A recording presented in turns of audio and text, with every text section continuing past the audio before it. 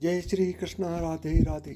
अक्सर देखा जाता है कि हम अपने करीबी लोगों और रिश्तेदारों को अपने घर खाने पर बुलाते हैं। इसे जीवन शैली का एक महत्वपूर्ण हिस्सा माना जाता है।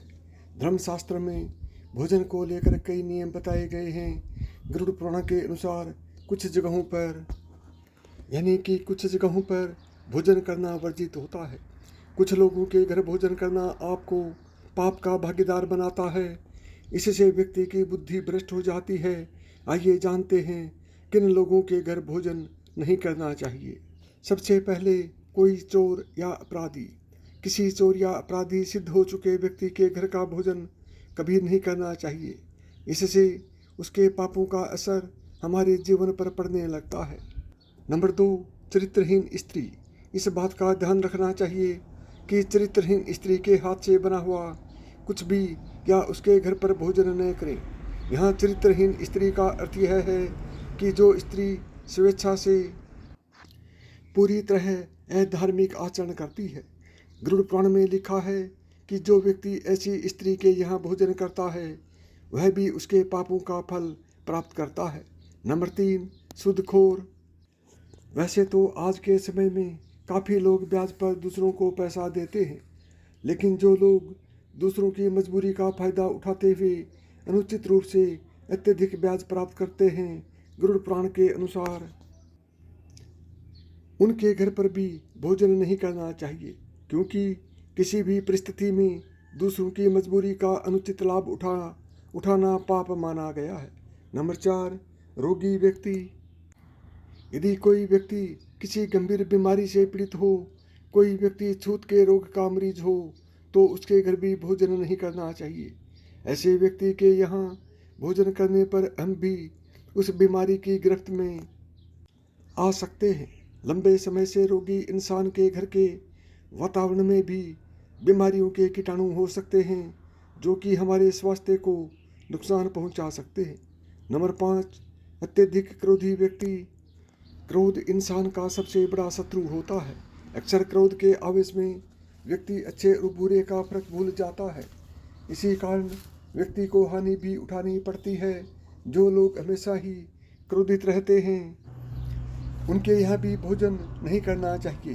यदि हम उनके यहाँ भोजन करेंगे तो उनके क्रोध के गुण हमारे अंदर भी प्रवेश कर सकते हैं। नंबर 6, नपुंसक या किन्नर। किन्नरों को दान देने का विशेष विधान बताया गया है। ऐसा माना जाता है कि इन्हें दान देने पर हमें अक्षय पुण्य की प्राप्ति होती है।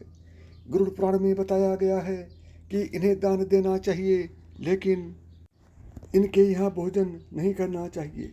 किन्नर कई प्रकार के लोगों से दान में धन प्राप्त करते हैं। इन्हें दान देने वालों में अच्छे बुरे दोनों प्रकार के लोग होते हैं। नंबर 7, निर्दयी व्यक्ति।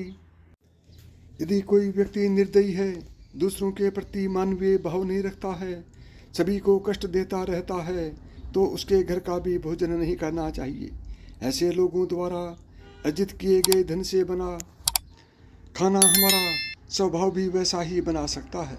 हम भी निर्दयी बन सकते हैं, क्योंकि जैसा खाना हम खाते हैं हमारी सोच और विचार भी वैसे ही बनते हैं। नंबर 8, निर्दयी राजा। यदि कोई राजा निर्दयी है और अपनी प्रजा का ध्यान न रखते हुए सभी को कष्ट देता है, तो उसके यहाँ का भोजन नहीं करना चाहिए। राजा का कर्तव्य है कि प्रजा का ध्यान रखे और अपने अधीन रहने वाले लोगों की आवश्यकताओं की पूर्ति करे। जो राजा इस बात का ध्यान न रखते हुए सभी को सताता है, उसके यहाँ का भोजन नहीं खाना चाहिए। नंबर 9, ब्याही बेटी। ज्योतिष शास्त्र के अनुसार बेटी के घर का खाना खाने से दोगुना कर्ज चुकाना पड़ता है और साथ ही नरक भी भोगना पड़ता है। बेटी के ब्याह को कन्यादान ही कहा जाता है। दान देने के बाद उससे मुँह रखा तो वह दान नहीं होता। बेटी अपनी ससुराल में अच्छी तरह रम सके, उसके लिए उसके माँ बाप बेटी से अधिक संपर्क व्यवहार न करें। इसलिए बेटी के ससुराल का पानी न पीकर उस संकल्प की पूर्ति करते हैं। इससे बेटी अपने ससुराल में जल्दी रम जाती है। नंबर 10, चुगलखोर व्यक्ति। जिन लोगों की आदत दूसरों की चुगली करने की होती है, उनके यहाँ या उनके द्वारा दिए गए खाने को भी ग्रहण नहीं करना चाहिए। चुगली करना बुरी आदत है। चुगली करने वाले लोग दूसरों को परेशानियों में फंसा देते हैं और स्वयं आनंद उठाते हैं। इस काम को भी पाप की श्रेणी में रखा गया है। अतः ऐसे लोगों के यहाँ भोजन करने से बचना चाहिए।